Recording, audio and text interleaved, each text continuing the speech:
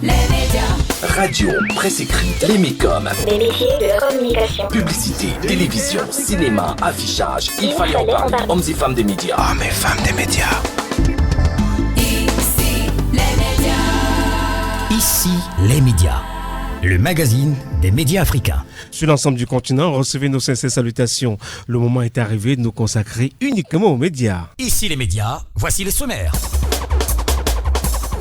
Gabon, le gouvernement condamne les attaques de 4 médias audiovisuels par des individus cagoulés et armés. Ces hommes agissaient au nom de Roland Désiré Aba, candidat à la dernière élection présidentielle au Gabon. Assainissement du milieu de la presse, certains gouvernements africains vont en guerre contre les faux journalistes. Au Burkina Faso et en Algérie notamment, les autorités ont affirmé au cours de ce mois de juin leur volonté de lutter contre ce fléau qui semble décrédibiliser le monde médiatique. Il fallait en parler. Il fallait parler de Calvin Thiam, cet ingénieur africain d'origine camerounaise qui fabrique des toitures à base de déchets plastiques. Afrique du Sud, lancement d'une campagne visant le boycott du service des fournisseurs GSM. Par cette campagne baptisée Social Media Blackout, les Sud-Africains entendent inviter les opérateurs à réduire les coûts des données Internet. Nous avons pu avoir Karine Mambou en Afrique du Sud et elle nous en dira plus. Les mécoms. Les métiers de la communication. Qu'est-ce qu'un consultant en communication? En quoi consiste le métier de consultant en communication? Dans les métiers de la communication, vous aurez les explications de Cédric Tachago. Tous ces titres et bien d'autres seront développés dans cette édition. Bonjour Aimé Désiré. Bonjour Philomène. Passionné des médias, c'est ici les médias. Ici, les médias. Ouvrons cette édition par le Gabon. Le gouvernement condamne les attaques de 4 médias audiovisuels par des individus cagoulés et armés. Ces hommes agissaient au nom de Roland Désiré Aba, candidat à la dernière élection présidentielle au Gabon. Cette mi-juin, ils ont assiégé les rédactions de Gabon Télévision, Canal 7, TV+, et Africa numéro 1. Je vous propose un retour sur ces événements avec le récit de Jérémy Zamba, il est journaliste à Africa numéro 1. Aux environs de 11 heures, nous étions en salle de rédaction, journalistes, techniciens, producteurs, animateurs, nous étions une dizaine. Quand nous avons subitement vu apparaître dans les couloirs, parce que c'est moi qui les ai vus le premier, je sors de la salle de rédaction et je m'aperçois qu'il y a des personnes en cagoule qui me font face. Je recule et j'annonce à mes collègues en salle de rédaction que nous sommes assaillis. Ces personnes étaient cagoulées. Elles étaient au nombre de 4. Elles sont venues à bord d'un véhicule qu'elles ont pris le soin de garer sur le parking d'Africa numéro 1. Donc je vais en rédaction et j'alerte mes confrères pour leur dire que nous sommes assaillis par des hommes cagoulés. Ils ont fait irruption dans la salle de rédaction avec machette et couteau, nous menaçant et nous demandant de leur remettre systématiquement tous les appareils que nous avions sur nous. Ils ont sorti un engin qu'ils ont appelé bombe. Ils nous ont demandé de nous taire, sinon ils menaçaient de faire exploser la bombe en question. Ils ont également sorti de ce même sac un CD. Un CD qu'ils ont demandé à l'un de nos collègues d'introduire dans son appareil portable, dans son ordinateur. Ce qu'il a fait. Moi, curieusement, je regarde et je me rends compte que ce CD nous présente un drapeau gabonais vert jaune bleu, en dessous duquel il y a un slogan en rouge qui dit ceci: la révolution du peuple. C'est ensuite qu'ils ont sommé l'un des techniciens avec nous dans la salle de l'emmener vers les studios pour faire passer ce CD sur les antennes d'Africa numéro 1. Et nous avons mis un retour en salle de rédaction pour nous rendre compte de ce qu'il y avait à l'intérieur de ce CD. Le CD avait plusieurs pistes selon les dires du technicien et nous n'avons écouté que de la musique. Par la suite, ils vont nous dire: nous vous donnons 15 minutes, le temps que le commandant arrive. De quel commandant s'agissait-il? Nous n'en savons rien. Malheureusement, ils ont pris la poudre d'escampette. C'était donc Jérémy Zamba, journaliste à Africa numéro 1, qui revenait sur ces événements de cette mi-juin au Gabon. Alors pour en savoir plus sur cette affaire, nous allons tout de suite à Libreville au Gabon où nous attend Marcy Boumba. Marcy, bonjour. Bonjour Aimé Désiré. Que sait-on de l'identité des personnes qui ont assiégé ces médias? Alors, ils ne sont ni militants ni pro-Ping, selon l'opinion publique à Libreville. Mais pour le gouvernement formel, il s'agirait bien des soutiens de M. Ping qui, lui, rejette l'anathème sur le pouvoir, qui l'accuse d'avoir organisé un subterfuge pour dissuader l'arrivée de la CPI. Selon les dires du porte-parole, oui, les assaillants, je ne sais pas s'il faut les appeler ainsi, ont été arrêtés, mais leur identité n'a toujours pas été révélée après l'arrestation de Désiré Abaminko. Ce qui d'ailleurs a soulevé le scepticisme de certains quant à la culpabilité de Jean Ping dans cette histoire. Pourquoi avoir révélé le nom de Désiré Abaminko et pas celui de ses compagnons? C'est la question qui taraude les esprits des regards avertis. Quoi qu'il en soit, Alain-Claude Bilibinze n'a pas été très bavard à ce sujet. Il a par ailleurs invité les hommes de médias à attendre les conclusions de l'enquête pour se prononcer. Alors, Marcy, dites-nous, depuis ces événements, les activités ont-elles repris leur cours normal dans ces différentes chaînes de télévision? Les médias qui ont plutôt l'air sereins, selon moi, se sont vite remis de cette mauvaise épisode. Les chaînes Canal 7, TV+, Gabon Télévision et Africa numéro 1, qui est toujours dans l'incertitude quant à la situation de ses employés, émettent Aimé Désiré sans perturbation. Comme disait le porte-parole lors de son point de presse auquel j'ai assisté, ce qu'il faut à tout prix éviter, c'est la psychose chez la population, tout en restant vigilant. Ce genre d'acte, qui est d'ailleurs à condamner, a souvent été précédé d'événements malencontreux. On le voit au Moyen-Orient aujourd'hui. Ce que nous souhaitons à tout prix, c'est éviter l'affolement et laisser croire aux gens qu'ils sont en sécurité. C'est ce que chaque média, à mon avis, devrait faire actuellement. Aimé Désiré, vous me poserez certainement la question de savoir si nous, médias, nous nous sentons actuellement en sécurité. Je vous dirais que oui, pour ma part, il n'y a pas de quoi s'affoler. À notre rédaction, rien à signaler. Le porte-parole promettait d'ailleurs de renforcer la sécurité autour des médias publics et parapublics pour qu'à l'avenir, ce genre d'agissement soit empêché. Merci. C'était Marcy Boumba, notre correspondante à Libreville. C'est au Gabon. Ici, les médias. Parlons à présent de l'assainissement du milieu de la presse. Un gouvernement africain va en guerre contre les faux journalistes. Au Burkina Faso et en Algérie notamment, les autorités ont affirmé au cours de ce mois de juin leur volonté de lutter contre ce fléau qui semble décrédibiliser le monde médiatique dans certains pays. Philomène Ducy. Ici, les médias. Oui, Aimé Désiré, commençons par le Burkina Faso. Ce début juin, le ministre chargé de la communication, Rémi Fulgence Dandinou, a annoncé qu'une opération d'assainissement sera effectuée en vue de démasquer et d'exclure les journalistes fictifs du rang des médias publics. Cette opération permettra, selon le ministre, à l'État de conserver ses ressources à des fins utiles et de savoir quels sont les journalistes qui sont encore en activité. En Algérie, c'est toujours dans ce même sens, le ministre de la Communication qui est également monté au créneau. Il a commandité un audit afin de vérifier la validité des informations ayant servi à l'établissement de la carte de presse. Cet audit permettra, selon le ministre de la Communication algérien, que la carte de journaliste professionnel ne se retrouve pas entre les mains des personnes qui ne le sont pas, des personnes qui pourraient notamment utiliser de faux documents pour s'identifier. Concernant la maison de presse inaugurée en Algérie en 2015 et située dans la région Wilaya et Tizi, le ministre de la Communication algérien a donné des instructions à son département afin d'aplanir toutes les contraintes qui empêchent l'utilisation adéquate par les professionnels des médias d'un tel édifice. Ici, les médias. Ils sont en ligne. Ils sont en ligne justement avec nous, Ismaël Karim. Pour commenter cette actualité. Oui, pour commenter cette actualité, ils sont en ligne avec nous. Cédric Ismaël Karim qui est à Paris, Edita Nefertiti qui est à Washington. Bonjour Ismaël. Bonjour Aimé Désiré, bonjour à tous auditeurs d'ici les médias. Ouais, Edita Nefertiti, bonjour. Bonjour Aimé Désiré, bonjour Philomène et bonjour à tous les auditeurs d'ici les médias. Bonjour. Comment analysez-vous d'entrée de jeu ces actions initiées par les autorités burkinabées et algériennes? On va commencer par vous, Edita. Oui, mais Désiré, cette démarche des autorités burkinabées et algériennes n'est que légitime, en fait, parce que en Afrique, aujourd'hui, il y a un besoin de recadrer la profession de journaliste, parce que toute personne qui a fait un commentaire sur un document ou sur une politique donnée, qui peut se targuer d'être un journaliste. Un journaliste, c'est quelqu'un qui a suivi une profession dans le traitement de l'information. La décision des autorités burkinabées et algériennes n'est que légitime, parce que en Afrique, comme partout ailleurs, il y a un besoin de recadrer un peu la profession de journaliste. Je sais qu'au Burkina, si mes souvenirs sont bons, c'est en 2009 qu'on a lancé les premières cartes de presse.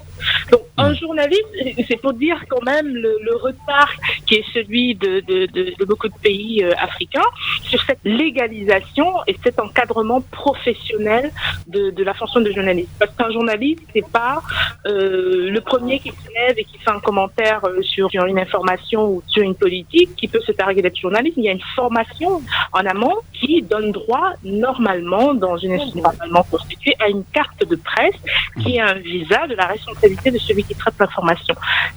Et c'est d'ailleurs cette décision des deux gouvernements algériens et burkinabés repose le problème de la fonction du journaliste, parce que le journaliste aujourd'hui est un peu tiraillé entre le besoin de gagner sa vie et le journalistique. Et il y a ce côté aussi d'opposition. On a tendance à croire que le journaliste est un opposant à une politique donnée ou un griot d'une autre politique. Il y a vraiment cette question qui se repose de quelle est la place du journaliste dans une société comme celles qui sont concernées aujourd'hui, le Burkina et l'Algérie.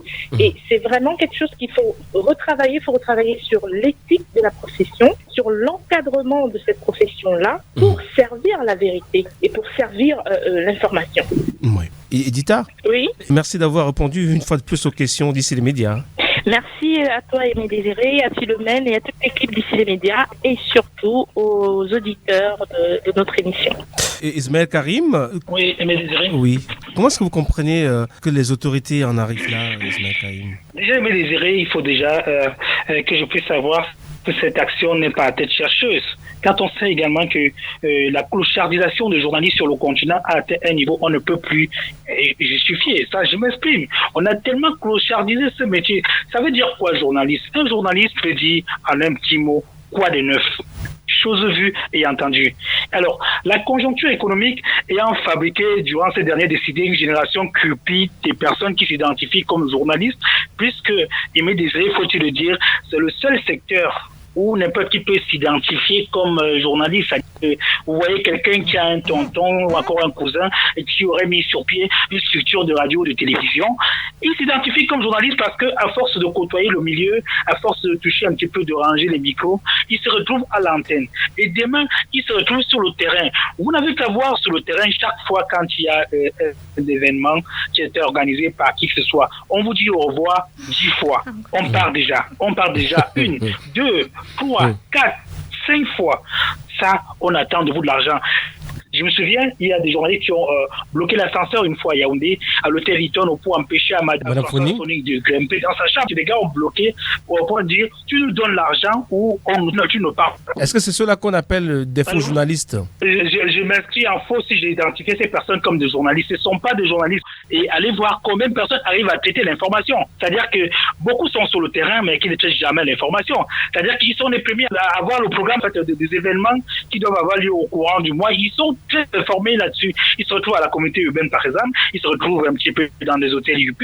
Ils se retrouvent donc dans des conférences, mais non pas d'organes de presse, ne traitent directement pas l'information.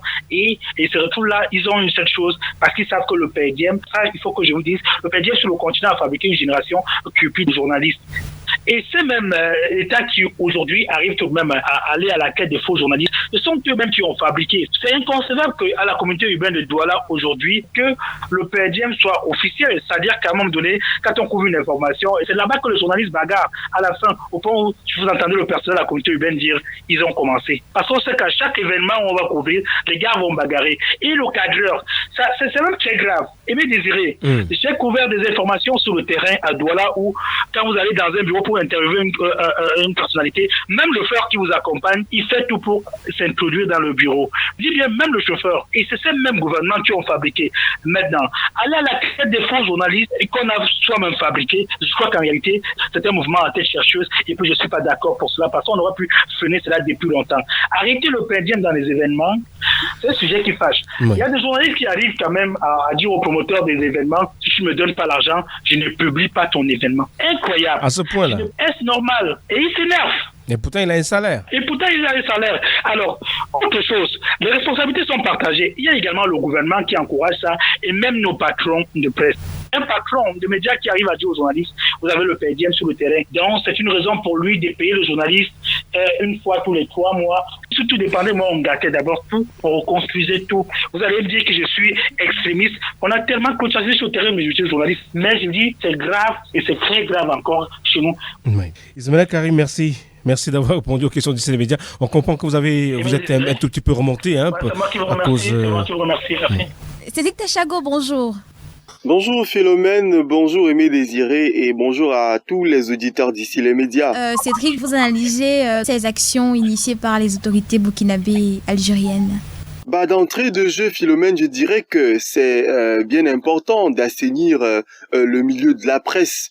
Il ne doit pas ressembler à une cour de récréation où tout le monde peut y accéder et faire ce qu'il veut, quand il veut et comme il veut. Ça doit pas se passer ainsi. Donc il y a des moments comme ceux-là où c'est nécessaire de faire un rappel à l'ordre.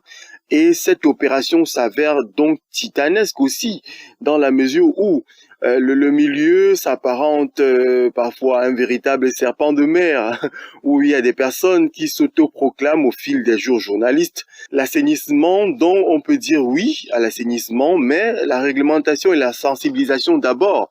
Qu'est-ce qui a été fait en amont? On se pose la question. Et pour ne prendre que le cas de l'Algérie, où on vérifie la validité des informations relatives à la carte de presse, ça laisse même interrogateur sur l'opération en elle-même qui a servi à la délivrance des dites cartes. Donc vous pouvez constater que je me dis il y a des préalables au départ qui doivent être fixés pour qu'à la base on se retrouve pas avec tous ces problèmes. Donc on pourrait donc dire que là se pose véritablement la problématique de l'accès à la profession de journaliste aussi. Merci d'avoir répondu aux questions du CNeMedia. Cédric Tachago à Douala au Cameroun. Il fallait en parler. Il fallait parler de Calvin Thiam, cet ingénieur africain d'origine camerounaise qui fabrique des toitures à base de déchets plastiques. Roland Diakou. Nous parlerons entre Calvin Thiam, le Camerounais qui transforme des déchets plastiques en toiture de maison. Alors, il faut dire que depuis 2012, le jeune Camerounais s'est engagé à transformer des sachets plastiques en toiture de maison. Alors, il est parti de 2 constats. ITV. Premièrement, nous remarquons que dans la plupart des pays d'Afrique subsaharienne, nous avons une prolifération des déchets plastiques. Et parallèlement à cette prolifération des déchets plastiques, nous vivons un réel inconfort thermique au sein des habitats. Dans les 50 degrés, c'est la chaleur ambiante que nous avons dans la plupart des pays, notamment au Burkina Faso. Donc, du coup, les maisons sont transformées en fours géants. Pour la plupart des personnes qui bénéficient d'un système de climatisation ou de ventilation, ils passent plus de nuits au dehors. Il faut vraiment agir. Nous avons mis sur le pied EcoCarré qui permet donc de produire des répétants de toiture qui permettent d'isoler la maison de près de 400 fois plus que les tôles en alu. Objectif avoué, réduire la chaleur générée par les tôles métalliques et aussi contribuer à la protection de l'environnement. Pour y parvenir, le jeune promoteur Calvin Thiam des Teco au carré, qui signifie toiture écologique et économique, s'est allié à une trentaine de groupements et associations. Intéressés par le projet, DIE, l'Institut international d'ingénierie de l'eau et de l'environnement, a effectué des tests sur le prototype des Teco au carré. Alors, les résultats à l'issue des tests ont été concluants du point de vue sécurité et incendie principalement. L'entreprise a pu s'offrir une unité de production, quoique insuffisante et artisanale. ITV. Nous sommes déjà dotés de 4 machines. Présentement, nous avons plus besoin d'une essuyeuse pour pouvoir assurer donc l'homogénéité en fait de la matière à la sortie. Déjà, nous avons déjà nos bureaux et l'espace de production. Donc, nous estimons aujourd'hui que si nous avons pratiquement 10 millions, dans les prochains 3 mois, vous allez voir les premiers habitats émerger du côté du Burkina Faso avec notre voiture écologique. Avec ce projet, le groupe Teco-Carry envisage la dissémination des sachets plastiques dans les rues du Burkina Faso. Elle prévoit à cet effet, dans les années à venir, recycler plus de 500 tonnes de déchets plastiques par an. La start-up ambitionne donc être une référence dans la promotion des matériaux locaux, dont les éco-constructions, notamment des revêtements de toiture écologique pour l'accès à un logement décent en Afrique. Alors, voilà ce qu'il faut retenir de cette rubrique. Il fallait en parler de ce jour. Alors, salut. C'était Roland Diaco à Libreville au Gabon. Ici les médias. Nous prenons à présent la direction de l'Afrique du Sud où a été lancée une campagne baptisée Social Media Blackout. Il s'agit d'une initiative qui vise à inciter les fournisseurs GSM à réduire les coûts des données Internet. GSM fait notamment référence à une norme numérique de seconde génération pour la téléphonie mobile. Karil Mambo. Ici les médias. Une campagne a été lancée ce mercredi pour contraindre les opérateurs de réseau GSM à revoir la baisse des coûts de données Internet. Dénommée Social Media Blackout, l'opération consistera pour les Sud-Africains à ne pas se connecter aux plateformes de médias sociaux tous les mercredis durant 3 semaines. Cette campagne, on en croit beaucoup de Sud-Africains, devrait avoir un impact considérable sur le chiffre d'affaires des entreprises GSM, ce qui les obligerait forcément à réduire leurs coûts de données Internet. Les organisations de la défense des droits des consommateurs ont également invité les Sud-Africains à accompagner le mouvement. Pour rappel, suite à la campagne Datamosfall Philomène, menée l'année dernière, MTN a commencé à offrir à ses abonnés un accès Twitter gratuit. De même, elle a proposé 500 mégaoctets aux utilisateurs pour accéder gratuitement à Twitter. Karine Mamou depuis Johannesburg, pour Ici les médias. Ici les médias. Alors, on rejoint Karine Mambou, elle est en Afrique du Sud pour nous en dire un peu plus sur cette affaire-là. Karine, bonjour. Bonjour à tous les auditeurs d'Ici les médias. Olivier Nkayu est également en ligne. Bonjour Olivier. Bonjour Olivier. Bonjour à vous, bonjour à Philomène Ducy et bonjour à tous les auditeurs d'Ici les médias. Alors, on vient d'écouter cet élément concernant cette campagne en Afrique du Sud. Alors Karine, vous qui êtes en Afrique du Sud, quel est le coût moyen des données Internet fournies par les opérateurs de GSM ? C'est pas donné à tout le monde d'avoir aisément l'Internet parce que le coût est vraiment cher. Donc, le coût moyen, si on prend déjà les téléphonies, je parle déjà pour les réseaux, les réseaux les plus utilisés sont donc MTN, Cellci et Vodacom. Oui. Si on va sur ces trois réseaux, on dira tout simplement que la moyenne c'est 150 rand pour 1 giga. Oui. 150 rand qui vaut carrément dans les 6 008 francs CFA. C'est pas à la portée du tout. De tout, effectivement. L'Internet est vraiment très cher en Afrique du Sud. Les Sud-Africains veulent bien qu'on réduise les prix. Moi, j'en fais partie. Je le veux aussi parce que c'est pas de chose facile, surtout pour ceux qui utilisent beaucoup l'Internet pour faire des travaux, que ce soit à l'école, que ce soit de façon professionnelle. C'est extrêmement cher. Est-ce que vous croyez en cette campagne ? Vous pensez que ça peut changer quelque chose ? Moi, personnellement, je crois en cette campagne parce que si on y tient, et les Sud-Africains, c'est des personnes qui ne lâchent pas, parce que quand ils ne veulent pas un truc, ils font des campagnes, ils font de ça marche, ils disent on ne veut pas ci, ça marche. Donc, ils ne vont pas lâcher. Et effectivement, tous les mercredis, comme ils l'ont dit, mercredi, comme ils l'ont annoncé mercredi, si tout le monde n'utilise pas l'Internet, je pense quand même que vu la chute qui pourra se faire dans toutes ces entreprises de téléphonie, je crois qu'ils pourront changer. Parce que s'ils ne changent pas, je ne sais pas. Parce que moi aussi, je voudrais bien que ça change. Moi, comme tous les autres Sud-Africains, on voudrait bien que ça change. Parce qu'ils n'achètent plus. Je crois fermement à cette campagne et je sais qu'ils vont tenir. Parce que eux, quand c'est trop, ils disent qu'il y en a marre. Et puis quand il y en a marre, il faut bien que des choses changent. Olivier Nkayu. Oui, je suis là. Karine, vous ne partez pas, je vous en prie. Olivier Nkayu. Oui, je vous écoute. Que pensez-vous de cette initiative sud-africaine ? L'opération Social Media Blackout, initiée par les utilisateurs d'Internet et des réseaux sociaux en Afrique du Sud, eh bien, je pense que de plus en plus, les fournisseurs d'accès à Internet devraient comprendre que les consommateurs sont un peu ceux qui leur fournissent crédits qui font à ce qu'ils existent doivent être pris en compte. Alors on ne peut pas, on ne permet d'appliquer des tarifs qui ne sont pas à la portée de tous ceux qui peuvent disposer d'un GSM, c'est-à-dire d'un portable ou d'un smartphone, dans ça comme ça. Donc aujourd'hui, moi je pense qu'une opération comme celle-là est une très très bonne opération afin que tous ces fournisseurs d'accès à Internet, et aujourd'hui par exemple les communications se déroulent. À l'époque il était très très difficile de pouvoir joindre qui un frère, un ami, un cousin, une connaissance à l'étranger. Aujourd'hui, avec toutes les applications qui sont disponibles et nécessaires, et souvent gratuitement. Et ce n'est qu'une impression, parce qu'on a l'impression que c'est gratuit, mais pourtant tous ces fournisseurs gagnent beaucoup d'argent derrière. Un clic, c'est de l'argent. Un j'aime, c'est de l'argent. Parce qu'on a visité une page, c'est de l'argent. Tous les consommateurs l'ont compris, et donc il n'y a plus de naïfs. Aujourd'hui, on a mis des smartphones, mais il faut qu'ils se disent qu'on a aussi des smart consommateurs. Et à partir de ce moment-là, tout le monde devient très intelligent et tout le monde sait qu'il compte. C'est une très très bonne action et c'est bien de cibler un seul jour de la semaine. Comme ça, ils verront eux-mêmes dans la courbe de leurs recettes que ces jours-là, la courbe, elle baisse considérablement. J'espère vraiment, j'appelle de tous mes vœux, que les consommateurs sud-africains suivent massivement ce mouvement, afin que ces opérateurs comprennent que les consommateurs et les clients restent rois dans un monde économique. C'est comme ça que ça se passe. Et l'économie numérique ne peut pas échapper à l'économie traditionnelle. Ça n'est pas possible. Ne partez pas, je vous en prie, Olivier. Karine, oui. Vous animez régulièrement un blog, whatisappeninafrica.com, et on sait ce que cela demande au quotidien. Ça demande d'être permanemment sur Internet. Alors, quel impact cela a dans votre entreprise au quotidien? Franchement, il y a toujours un manque à gagner, parce que lorsque vous perdez des personnes, quand vous ne communiquez pas avec votre audience, certainement vous les perdez, parce que s'ils viennent sur votre blog et trouvent qu'il n'a pas d'actualité, ils iront ailleurs. Vous vous rendez compte, je dois devoir prendre certainement entre 6 et 10 gigas, par exemple. Le programme au 10 gigas par mois, ça va me coûter dans les 30 minutes. Vous imaginez 30 minutes tous les mois pour avoir de l'Internet, c'est énorme. C'est un mal pour un bien. Comme Olivier l'a si bien dit, on a l'impression qu'il y a de la gratuité, mais en fait, c'est pas gratuit. Et je vous rappelle, puisque on a ceux qui sont au Gabon. Au Gabon, c'est cher, mais pas aussi cher que cela. Au Cameroun, les 10 gigas dont vous parlez, c'est l'équivalent de 5 000 francs CFA. Donc, c'est vraiment dit 6 fois moins cher. Il faut le dire, 6 fois moins cher que chez vous, avec l'opérateur leader au Cameroun. Ne partez pas, je vous en prie. Olivier, ces opérateurs qu'on a sur le continent sont le plus souvent les mêmes opérateurs que vous avez en Europe, mais ils appliquent des prix différemment, à 30 000 francs CFA. Qu'est-ce qu'on peut avoir comme données?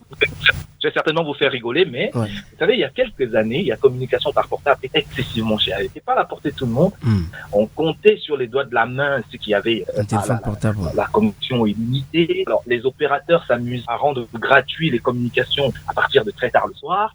Et il y a un opérateur qui est arrivé sur le marché et qui a bousculé toutes les habitudes, a cassé les prix. Et vous savez, au départ, il y avait 3 opérateurs traditionnels. Ces opérateurs traditionnels se sont dit, ils vont se partager le marché. Mais quand Free a le 4e opérateur, il a bousculé les codes, des abonnements qui coûtaient 50 € pour une dizaine de gigas. Free s'est ramené et a ramené ses tarifs à 9,90 €. À 9,90 €, les autres opérateurs étaient obligés de s'aligner. Aujourd'hui, Bouygues Telecom propose des abonnements 50 gigas à 3,99 €. Ben c'est alors on marche sur la tête. Au profit du consommateur. Oui. Appel SMS illimité. Et alors, vous voyez, vous ne pouvez pas en un mois utiliser 50 gigas. C'est pas possible. Ça. Olivier Nkayu, merci. Merci infiniment. Vous avez édifié encore en cette journée nouvelle, Olivier. Mais je vous en prie. Je répondrai toujours volontiers à toutes vos sollicitations. Et pour votre plaisir, pour ceux des auditeurs, et bien sûr pour celui des Philomène Lucie avec vous en studio, et toute autre personne avec nous, notamment.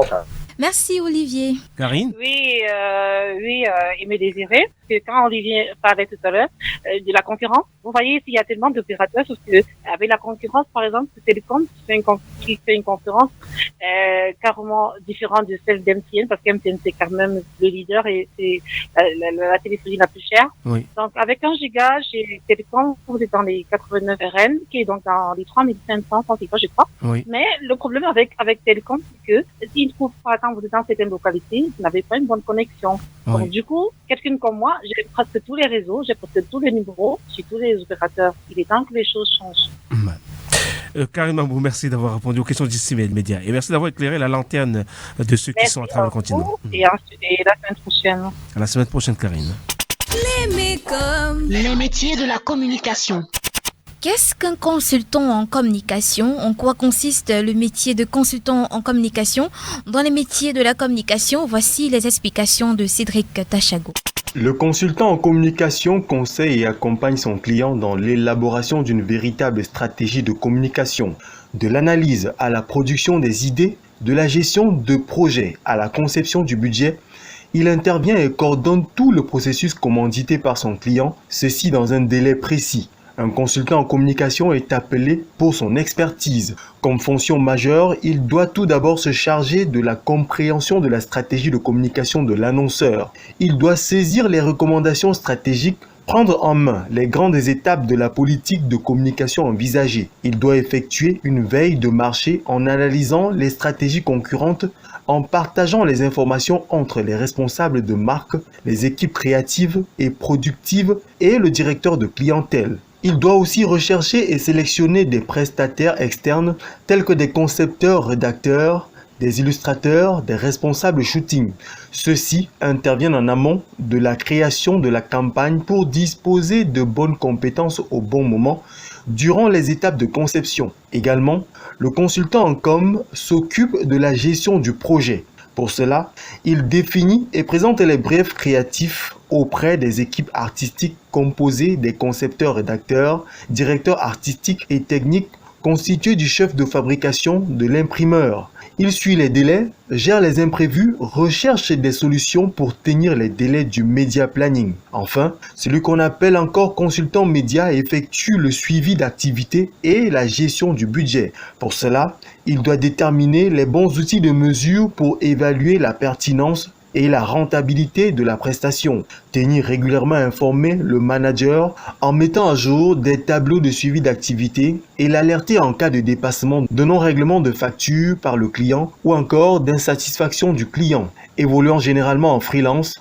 la curiosité, la rigueur et la capacité de remise en question sont des qualités incontournables à posséder. Il doit être en veille permanente sur son domaine d'activité de façon à être capable d'anticiper les tendances du marché pour développer son expertise et se démarquer. Tout en étant convaincant, le consultant doit avoir une capacité d'écoute et de synthèse lui permettant de reformuler les besoins du client. L'audace et le goût du risque permettent au consultant en communication de se démarquer. Aisance rédactionnelle et parfaite maîtrise des techniques de communication sont extrêmement nécessaires. Ainsi, les métiers de la communication étant divers et variés, à vous de tracer votre chemin. Maintenant que vous savez en quoi consiste le métier de consultant en communication, à vous de prendre la bonne décision pour une meilleure intégration dans le monde de la communication. Ici les médias. Passionnés des médias, vous avez écouté cette autre édition de Ici les médias. Soyez à remercier. L'équipe au grand complet, producteur Ada Production, coproducteur Radio Veritas Le Cameroun, Record FM Gabon, habillage Nemro Kwame, prise de son Alain Osomba, nos correspondants Roland Diakou et Marcy Womba à Libreville au Gabon, Cédric Tachago à Douala au Cameroun, Hélène Dobidi à Lomé au Togo, Karine Mambou à Johannesburg en Afrique du Sud, Teddy Patou à Rabat au Maroc, Olivier NKU à Strasbourg, Ismaël Karim à Paris en France et Dita Nefertiti à Washington aux États-Unis. Retrouvez ce programme sur notre page Facebook Ici les médias. Nos partenaires togotopnews.com, agenceecofin.com, whatisappeninafrica.com. Dans ce studio de Veritas, elle, Philomène Ducy. Et lui, Aimé Désiré Adoré. Passionné des médias, c'était ici les médias. Prenons rendez-vous sur votre radio. Ici les médias. Production Adaprod.